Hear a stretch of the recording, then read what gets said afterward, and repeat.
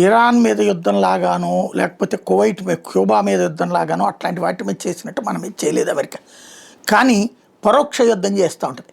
భారత ఎదుగుదలను నాశనం చేయడంతో పాటు భారతదేశాన్ని ముక్కలు చేసే కుట్రలు చేస్తూ ఉంటుంది.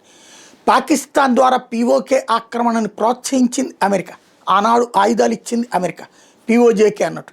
భారత్ ఎప్పుడు స్థిరంగా ఉండకూడదు అన్నది వీళ్ళ కోరిక. ఎందుకంటే స్థిరంగా ఉంటే ప్రపంచంలోనే ఎదుగుతుంది. ఇప్పుడు అమెరికాలోనే 2 లక్షల కోట్లు పెట్టడానికి తగినటువంటి స్థాయికి మన పారిశ్రామికవేత్తలు ఎదిగారు.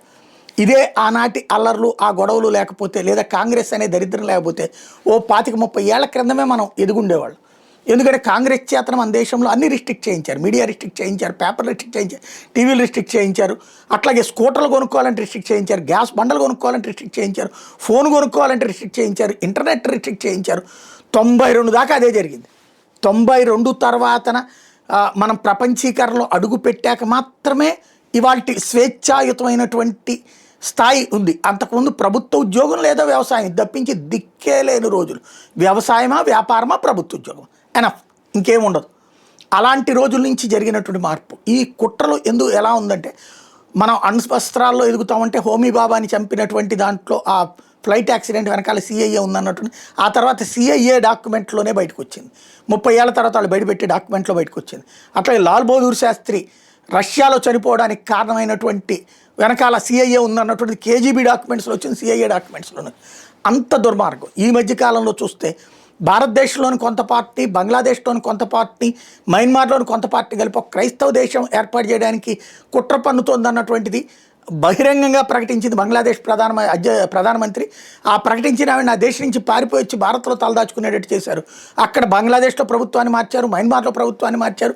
భారత్లో ఈశాన్య రాష్ట్రాల్లో అల్లకల్లోలం చేయడానికి ఈ మధ్య కాలంలో కూడా అమెరికన్ మెర్సినరీస్ వస్తే మనం పట్టుకున్నటువంటి పరిస్థితి చూస్తున్నాం. బెంగాలు టు ఈశాన్య రాష్ట్రాల ప్రాంతం అంతా అల్లకల్లోలంగా ఉండాలన్నటువంటిది అమెరికా ఎత్తుగడ, సిఐఏ ఎత్తుగడ. తద్వారా భారత్ ఈ పనుల్లో ఉండాలా.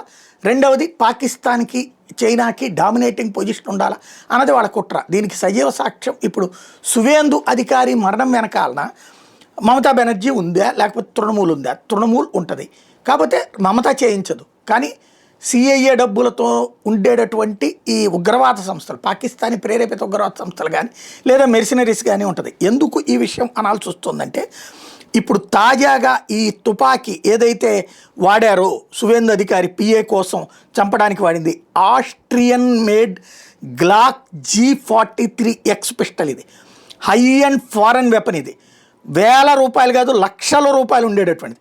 వాస్తవంగా తృణమూలోళ్ళు ఆయుధాలు వాడి అరాచకాలు చేసిన సంఘటనలు ఉన్నాయి. అవన్నీ కూడా కంట్రీ మేడ్, అంటే స్వదేశీ తుపాకులు అనమాట.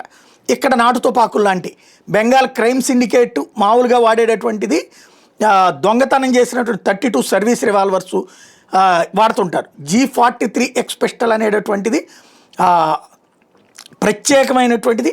ఇది ప్రత్యేకించి భారత్లో అల్లకల్లోలం చేయడానికి జరుగుతున్నటువంటి కుట్రల వెనకాలన అమెరికా కానీ సిఐఏ కానీ ఉందా అన్నటువంటి అనుమానానికి తావిచ్చిన సందర్భం ఈ తుపాకీని చూస్తే అర్థమవుతుంది.